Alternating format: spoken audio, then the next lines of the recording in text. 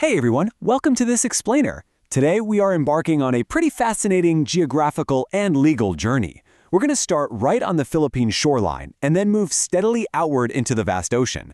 And you might be wondering, why does this matter?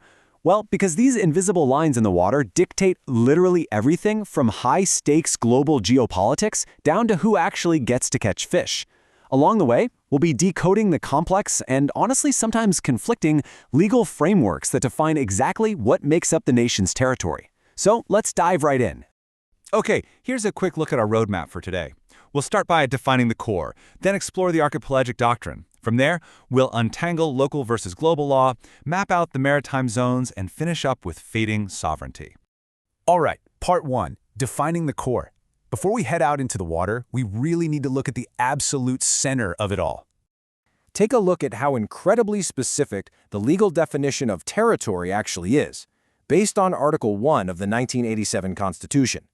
During the 1986 Constitutional Commission, Commissioner Adolfo Azcuna made it crystal clear that this territory is made up of three interconnected domains.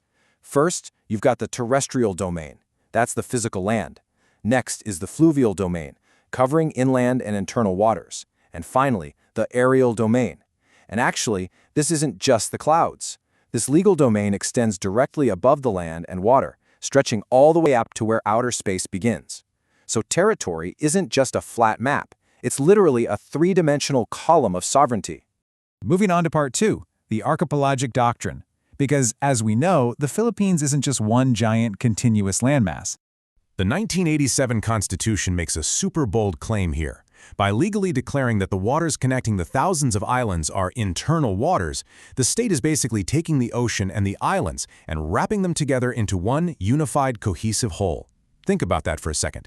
From a domestic legal standpoint, the open ocean between two Philippine islands carries the exact same sovereign weight as a river running right through the mainland. Now, to actually put that doctrine into practice, Republic Act 9522 operationalizes it using what's called the straight baseline method. Imagine grabbing a giant marker and literally drawing straight lines connecting the absolute outermost points of the islands.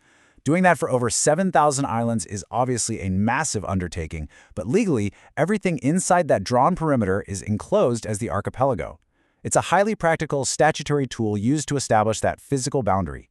Of course, whenever you start drawing lines on a map, you are going to get some intense legal debates. But in the landmark Supreme Court case, Magalona v. Ermita, the court hit the nail on the head regarding what these baselines actually do. The crucial takeaway? Drawing these baselines is merely a tool for demarcation to comply with international treaties, specifically UN CLOS. It absolutely does not acquire new territory, and it doesn't lose any either. The territory is still governed by general international law. The baselines just formally map it out for the rest of the world. Which brings us to part three, local versus global law. And this is where we hit a fascinating legal puzzle.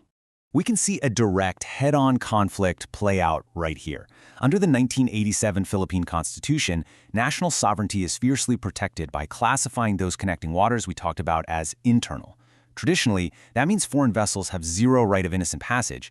But if you look at international law, specifically UN CLOS Article 53, those exact same enclosed waters are classified as archipelagic waters.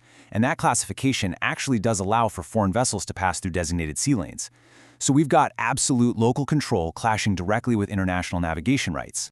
So how on earth does a state resolve that kind of friction? Well, the Philippines uses the doctrine of incorporation found in Article 2, Section 2 of its constitution.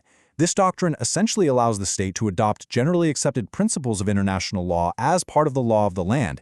It's like a legal bridge. It allows the government to enact domestic legislation that complies with UN CLOS while still structurally maintaining its fundamental constitutional assertions of sovereignty. All right, part four, mapping the maritime zones. Now that we have our baselines and our legal friction sorted, let's leave the shore behind under Republic Act 12064. Let's look at how these distances actually break down according to both Philippine and international law. Starting right from those baselines we drew earlier, the first 12 nautical miles make up the territorial sea. Here the state enjoys full sovereignty. Push out to 24 nautical miles and you enter the contiguous zone. Here authority shifts strictly to control over things like customs and immigration.